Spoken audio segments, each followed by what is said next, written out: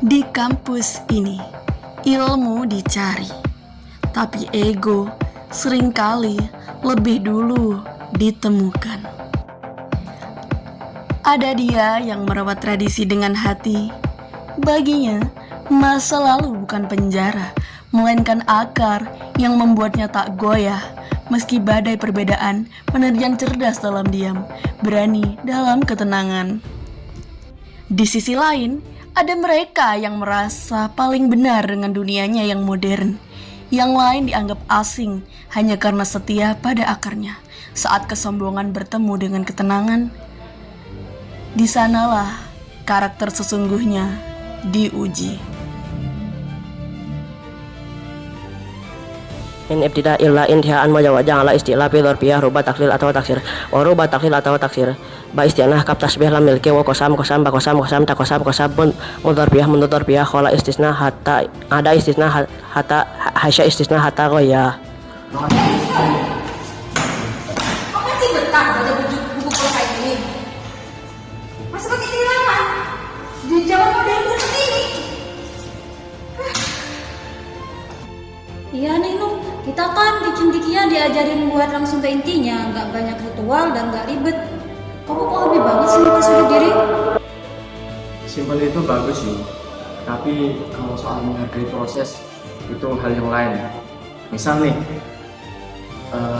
kalian suka makan makanan yang instan, tapi aku sukanya makanan yang kudu diproses dulu, butuh waktu lama. Kan tujuannya sama, biar kenyang. Tapi caranya aja yang beda. Masalahnya cara kamu ini bikin kita semua nggak kompak. Udah mending kamu pindah meja sana. Kita mau diskusi dengan yang sefrekuensi aja. Meja ini luas besar. Kenapa sih harus sefrekuensi kalau kita bisa akrab? Aku loh di sini nggak keganggu sama cara kalian. Tapi kok kalian sendiri yang merasa terancam? Bukannya terancam Nung, tapi kan kita harus murni dalam berpikir. Di sini aku tuh punya keunggulan sendiri, kecerdasan sendiri. Kalian juga punya kecerdasan sendiri, keunggulan masing-masing. Kalau kita bareng-bareng, aku yakin deh, kita bisa saling melengkapi, saling menutupi kekurangan kita masing-masing. Bukan saling malah musim kayak gini. Tapi pertanyaan dia kan udah sefrekuensi banget kan sama kita. Hei, ini ada apa nih? Kok mahasiswa kok di ruangan yang sama-sama buat cerita-cerita? Karena ini Kak, Ibu cara bicaranya beda banget sama kita.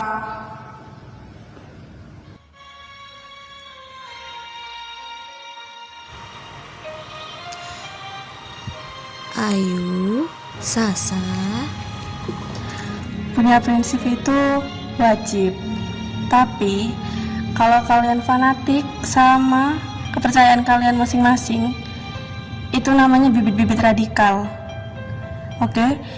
Perbedaan organisasi maupun kepercayaan itu kekayaan intelektual, bukan penyakit. Tapi Kak, bukannya kita harus satu pemikiran ya? Iya, dalam kebaikan itu iya. Tapi kalau dalam metode itu boleh beda. Yang nggak boleh itu ketika kita melanggar dalam penyimpangan. Contohnya kodrat manusia dan lain sebagainya. Intinya, selama Ibnu masih dalam jalan yang lurus, tidak ada menyimpang dan keluar dari syariat Muslim, syariat Islam, dia itu masih saudara kalian. Kalian harus tetap bisa menerima perbedaan yang ada, karena itu kekayaan intelektual, bukan penyakit. Jadi mahasiswa itu jangan hanya otaknya yang pintar, tapi hatinya sempit. Maaf ya Kak, iya kita minta maaf ya Kak.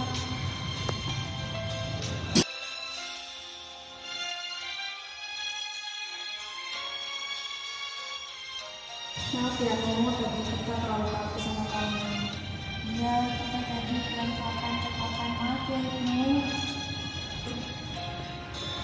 Santai, aman kok. Sini-sini aja kita ngobrol bareng. Kita gabungin perspektif kalian yang modern sama perspektifku yang klasik. Aku yakin tugas kita pasti panjang.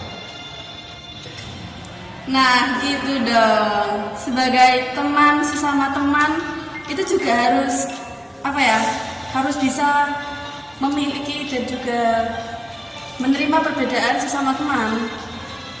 Nah kan gini enak dilihatnya, mahasiswa berbeda walaupun ya selayaknya slogan kita lah, Bhinneka Tunggal Ika. Nah itu harus tetap dimasukkan gitu loh.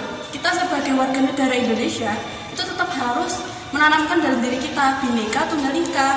Bukan hanya tentang ras, budaya, warna kulit, dan agama, tetapi juga dalam hal pemikiran kita juga harus menerima perbedaan yang ada. Tetapi kalau untuk penyimpangan jangan seperti itu ya. Kesombongan seringkali menutup pintu logika.